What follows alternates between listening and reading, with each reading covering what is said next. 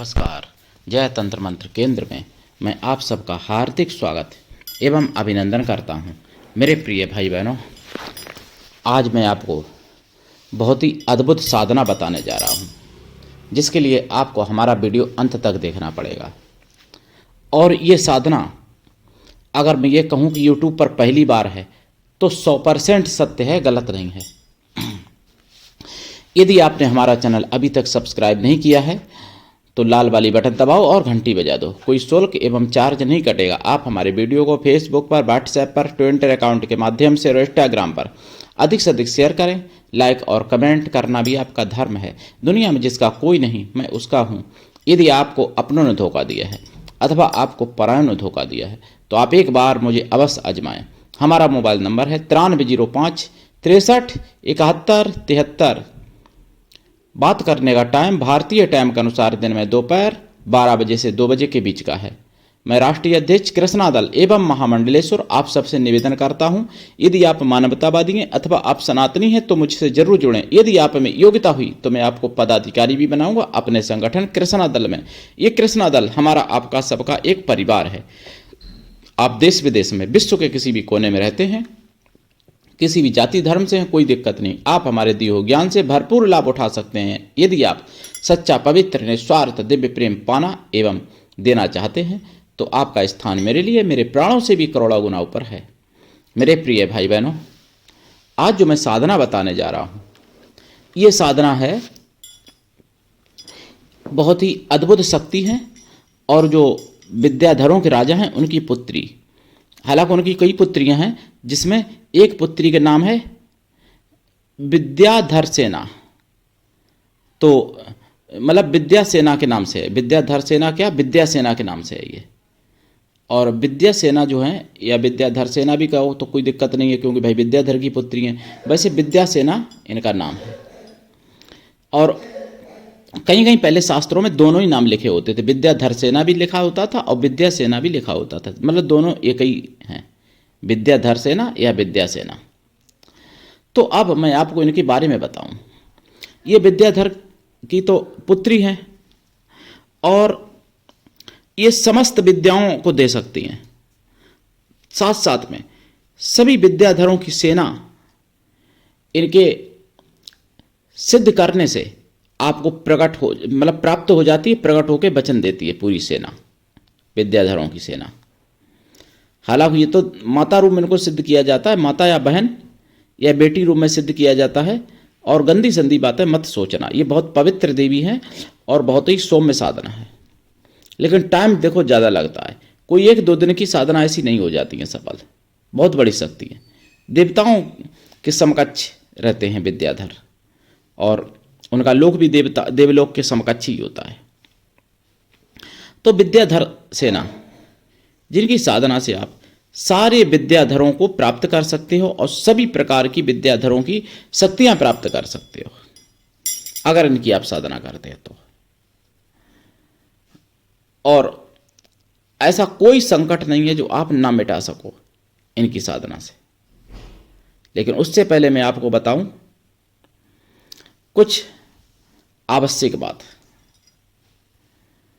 जो आप लोगों को सभी को सावधान रहना पड़ेगा। कई जिहादी भगवा भेष में घूम रहे हैं। भगवा भेष में मुझे पता चला सुदर्शन चैनल पर, खबरों में पता चला, यानी जनमत के बाद और जनमत से पहले भी खबरों में पता चला, जागो के बाद पता चला मुझे 5 नवंबर 2024 को, और 4 नवंबर को भी ये खबर मैंने सुनी। मैंने सोचा कोई मीडिया वाला, कोई टीवी वाला बताएगा, लेकिन किसी ने नहीं बताई। अगर कोई यही हिंदू होता तो पूरे विश्व में खबर बना देते, विश्व लेवल की। लेकिन मुस्लिम भाई थे, भाईजान थे ना, इसलिए नहीं बताई। तो गुजरात में पकड़ा गया जिहादी, भगवा भेष में भीख मांग रहा था, ठगी कर रहा था भगवा भेष में, इन्हीं सनातन को बदनाम करने के लिए। भाई भेष क्यों छिपाते हो? भेष छुपाना क्यों? अगर मुस्लिम बन के मांगते, मुस्लिम बस्ती में मांगते, सारे के सारे देते ही। और हिंदू बस्ती में भी हिंदू, बहुत से मूर्ख हिंदू हैं जो दे देते हैं। अब भगवा भेष मांगोगे तो मुस्लिम बस्ती में तो कोई वैसे भी नहीं देगा, ये कन्फर्म है। और हिंदू कुछ देंगे कुछ नहीं भी देंगे, लेकिन फिर भी बदनाम सनातन को करना इसलिए। तो मांग रहा था भाई, पकड़ा गया, लोगों ने श्लोक बोलने को कहा, वो अपनी दुआ पढ़ के बताने लगा, दुआ हमारी बोलने लगा। आईडी जब चेक की तो जिहादी का नाम निकला सलमान, ध्यान रखना। तो ऐसे ना जाने कितने जिहादी भगवा भेष में घूम रहे और सनातनों को बदनाम करते। और हिंदू मूर्ख लोग क्या कहते हैं कि बाबाओं ने ऐसा कर दिया, फला बाबा ने ऐसा किया, फला बाबा ऐसा खा रहा था, फला बाबा ऐसा पी रहा था। अरे बाबा नहीं, तुम्हारा बाप है जो सेकुलर हिंदू हो, जो तुम्हारा बाप भगवा बन के भगवा भेष में घूम रहा है, वो है। सच्चे संत कोई गलत काम नहीं करते हैं, ये ध्यान रखना। तो अब मैं आपको बता दूं, क्योंकि सेकुलर हिंदुओं की मैं बात करता हूं ना, जिनको बुद्धि नहीं है, जो मूर्ख है, उनके लिए। वैसे तो हिंदू जाग भी गए हैं और समझदार भी हैं, और हिंदू शेर भी हैं, और हिंदू देवतुल्य भी हैं, देवी देवता हैं हिंदुओं में। हिंदू रूप में जन्म लिया है, शरीर धर के कई देवी देवता आए हैं शरीर धारण करके इस समय, जिन्होंने जन्म लिया है मनुष्य रूप में। तो ऐसा नहीं है, लेकिन कुछ सेकुलर ऐसे हिंदू हैं। तो दूसरी बात मैं बताऊं, एक जगह खबर मिली मुझे 4 नवंबर को सुदर्शन चैनल पर कि कोई मंदिर क्षतिग्रस्त कर दिया। छठ पूजा के लिए सूर्य से संबंधित मंदिर था, तो वो छठ की तैयारी हो रही थी, वो क्षतिग्रस्त कर दिया जिहादियों ने। और 5 नवंबर को खबर मिली, वहीं उसी के आसपास जिहादियों ने यानी छठ पूजा का सामान और कटा हुआ बकरे का मांस एक ही साथ रख दिया। यानी उसी दुकान पे जहां बकरा कटता है, जहां बकरे के कटे हुए औजार भी रखे थे काटने वाले, और मांस भी रखा था, और वहीं छठ पूजा का सामान सजा दिया दुकान पे। हिंदुओं ने ऐतराज किया भाई, हिंदू संगठन ने। तो आप समझो क्या षड्यंत्र हो रहा है। और कुछ लोग हिंदू कहते हैं सनातन को कोई खतरा नहीं है। अरे भाई, इतना महाविराट भारत था, 33% भी नहीं बचा भारत, फिर भी सनातन को कोई खतरा नहीं होगा कभी। 29 राज्यों में से 9 राज्य में मिट गए, 20 राज्य में केवल बचे मुट्ठी भर, फिर भी सनातन को कोई खतरा नहीं होगा। मतलब अपना तो सोए हैं ही, लेकिन और हिंदुओं को भी सुलाते हैं ऐसे हिंदू, सनातन को खतरा नहीं होगा। मैंने कहा बांग्लादेश में देखा तो कहा कि वो तो विदेश की बात है। अरे भाई, विदेश की बात नहीं है, बांग्लादेश में भी पहले यही लोग सोचते थे कि सनातन को कोई खतरा नहीं होगा। फिर मैंने उनसे कहा महान भाव से, हमने कहा पश्चिम बंगाल में देख लो, वो तो विदेश में नहीं है। कश्मीर में देख लो, 90 में क्या हुआ था, वो तो विदेश में नहीं था। बोले कश्मीर में नेहरू जी ने स्थापना की थी, वो ऐसा उनकी धरी हुई ऐसी नींव थी, इसलिए ऐसा हुआ कश्मीर में। तो हमने कहा पश्चिम बंगाल देख लो, केरला में देख लो, अरे राजस्थान में देख लो, कन्हैया लाल को काट दिया गया। अभी उदयपुर में एक छात्र को मार दिया गया था। एमपी में देख लो, उत्तर प्रदेश में देख लो, कहाँ नहीं कहाँ मैं बताऊं वहाँ देखना चाहोगे। बम्बई में देख लो, मीरा रोड पे देख लो, भिवंडी में देख लो, बम्बई में संभाजी नगर में देख लो, कहाँ कहाँ मैं बताऊं, गुजरात में देख लो, दिल्ली में देख लो, कहाँ नहीं देख सकते हो आप, हर जगह देखो। फिर भी कहते हो सनातन खतरे में नहीं है। सनातन ये मान लो कि बारूद के ढेर पे बैठा हुआ है, इसलिए जागने की जरूरत है और जगाने की जरूरत है, तभी बच सकते हो। अभी टाइम है, अभी चांस है बचने का, अभी बचाया जा सकता है। थूक जिहाद, मल जिहाद, मूत जिहाद, सब कुछ चल रहा है, हर जगह थूक, फलों में थूक, दूध में थूक, मिठाई में थूक, रोटी में थूक, सब्जी में थूक, पानी में थूक, बोतलें भरी जा रही, और जूस में थूक, कहाँ कहाँ मैं बताऊं। तब भी सनातन खतरे में नहीं दिख रहा है, सनातन खतरे में नहीं है। ऐसे मूर्ख हिंदू सोए हुए हैं कि कहते हैं सनातन खतरे में नहीं है। और कैसा खतरा चाहिए तुमको। मेवात कांड देख लो, 31 जुलाई का 2023 का क्या हुआ था, फिर भी सनातन खतरे में नहीं है। शोभा यात्रा ऐसी कोई नहीं बचती है जिसमें पथराव न हो।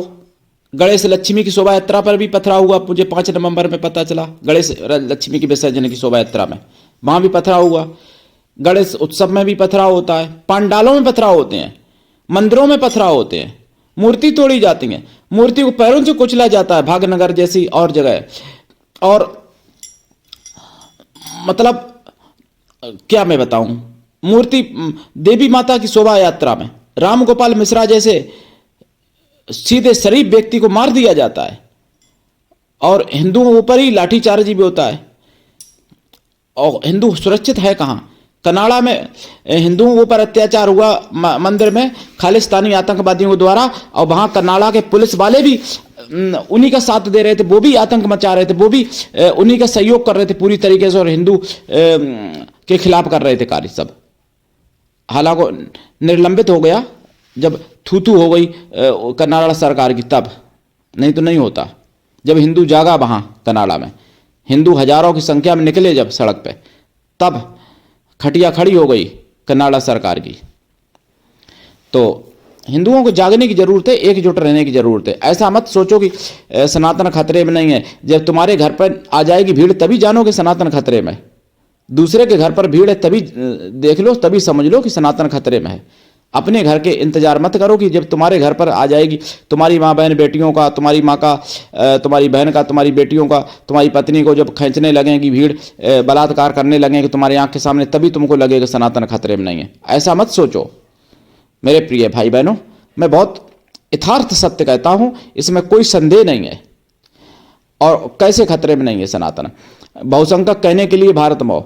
सुप्रीम कोर्ट ने फैसला खारिज कर दिया। प्रयागराज हाई कोर्ट ने फैसला जो मदरसा एक्ट के लिए जो किया था, वो फैसला उन्होंने पलट दिया। सुप्रीम कोर्ट ने मुसलमानों के पक्ष में कर दिया, हिंदुओं के विपक्ष में कर दिया, फिर भी सनातन खतरे में नहीं है।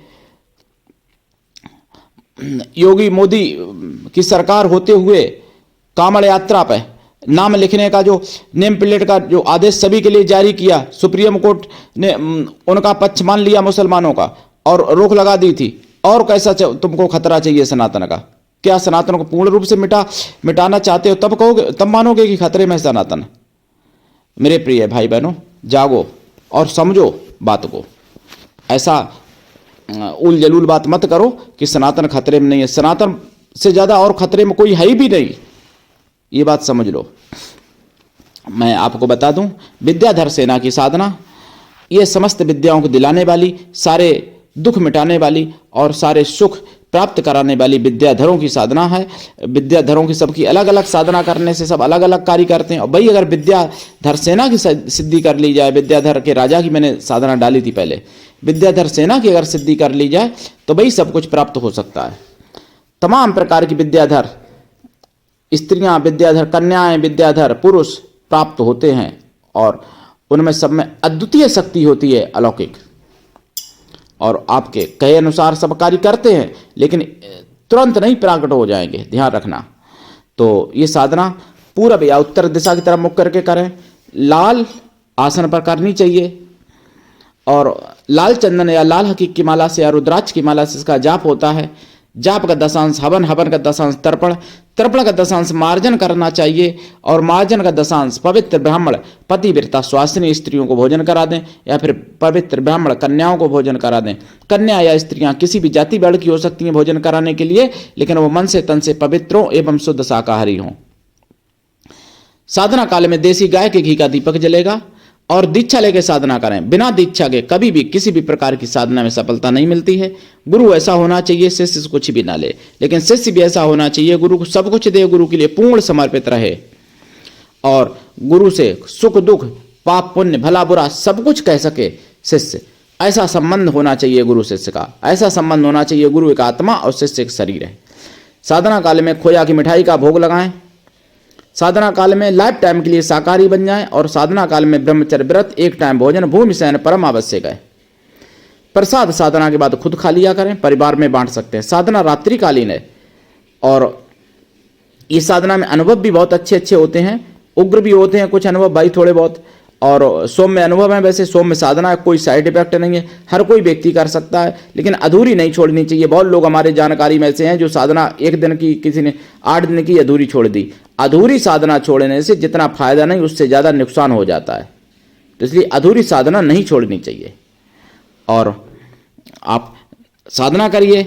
और इनके कई मंत्र हैं मेरे पास विद्याधर सेना के, तो जागते रहिए, जगाते रहिए, सनातन धर्म की आवाज़ जन जन तक पहुंचाइए। आज के लिए इतना ही, धन्यवाद। जय श्री राम।